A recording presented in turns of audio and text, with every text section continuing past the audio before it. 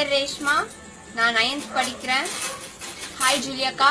நான் உங்களோட big Boss show பார்த்துருக்கேன். அந்த பிக் பாஸ் ஷோட இன்ட்ரடக்ஷன் ரவுண்ட்ல நீங்க சொன்னீங்க விவசாயிகளை பத்தி நிறைய பேசுனீங்க. அவங்களோட அந்த சிம்பிள் முத்திரையையும் நீங்க காமிச்சீங்க.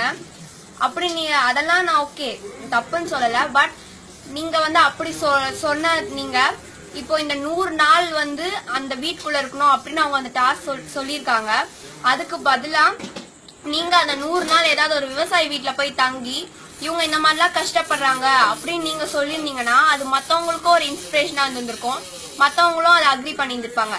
இது சும்மா ஏதோ ஒரு ஷோ. எப்படி இருந்தாலும் அது ஒவ்வொரு டாஸ்க்ல எல்லாருமே எலிமினேட் ஆகதான் போறாங்க. அங்க இருக்கிற 15 எல்லாருமே ஜெயிச்சிருவாங்கன்னு சொல்ல முடியாது. ஒருத்தவங்க தான் ஜெயிப்பாங்க. அந்த 100 நாள் நீங்க அங்க போய் வெட்டியா ஒரு ஸ்டுடியோக்குள்ள உட்கார்றதுக்கு 100 நாள் ஏதாவது விவசாயி வீட்டுல போய் இருந்து அவங்க படுற கஷ்டத்தெல்லாம் நீங்க சொல்லியிருந்தீங்கன்னா எல்லாருமே கேட்டிருந்திருப்பாங்க.